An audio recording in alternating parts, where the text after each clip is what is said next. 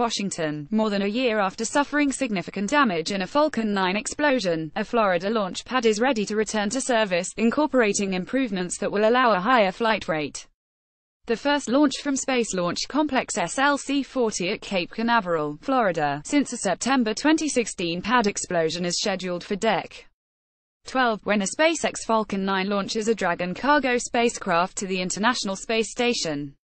The rocket's first stage performed a successful static fire test there December 6, the first major activity at the pad since the accident.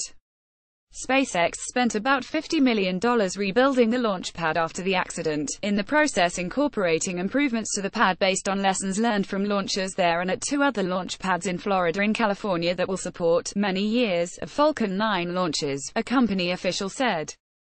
"We really looked at this as an opportunity to not only rebuild the pad, but to make it better," said John Meurer, director of SLC-40 at SpaceX, in a call with reporters Dec. 8. That work, he said, included taking steps to make hardware on the pad more robust and thus less likely to suffer damage during a launch. Much of the support equipment that was above ground and exposed to launchers has been moved below ground, protected by concrete and steel and thus less likely to be damaged in a launch or even in the event of an explosion. "That's critical to our rapid flight strategy," he said. "If you don't take damage on the pad, then you can fly more often. It should be possible," he said, to turn the pad around between launches in a week or less. Among the changes to the pad is a really augmented water system to protect the pad from damage to the launch, and improvements to the flame trench to limit erosion of the concrete there. Those particular changes, he said, can allow for much longer static fire tests there, which would enable the company to do things like testing a previously flown first stage after replacing one of its engines. Meurer said another change at SLC-40 was making the pad interfaces common with those at neighboring Launch Complex 39A at the Kennedy Space Center, as well as SLC-4E at Vandenberg Air Force Base in California. "That is really a big advantage for us since we can move people around as we hit normal surges of lots of activity, or gaps in activity," he said.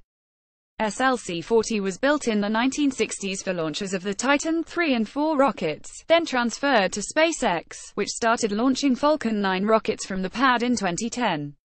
As the rocket's flight rate increased, there was little opportunity to do upgrades to the pad prior to the accident last year.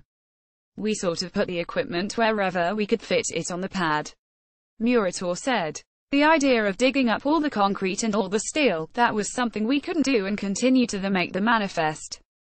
In this tragedy, we had an opportunity to rebuild. Rebuilding SLC-40 took longer than originally anticipated." SpaceX executives, including Chief Executive Elon Musk and President Gwynne Shotwell, previously said they expected SLC-40 to be ready to resume launches in the spring or summer of 2017.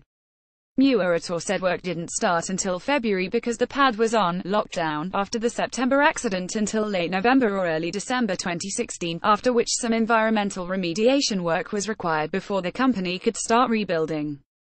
In any large construction project like this, whether you're doing an upgrade to your house or building a launch pad, it's really hard to predict from the start what's going to happen, he said. One issue he said SpaceX encountered was that the 50-year-old documentation from the pad's original construction didn't reflect where plumbing and wiring was actually located. "It's sort of a combination of things we discovered along the way that slowed us down, combined with, as we got into it, opportunities to really improve the pad," he said.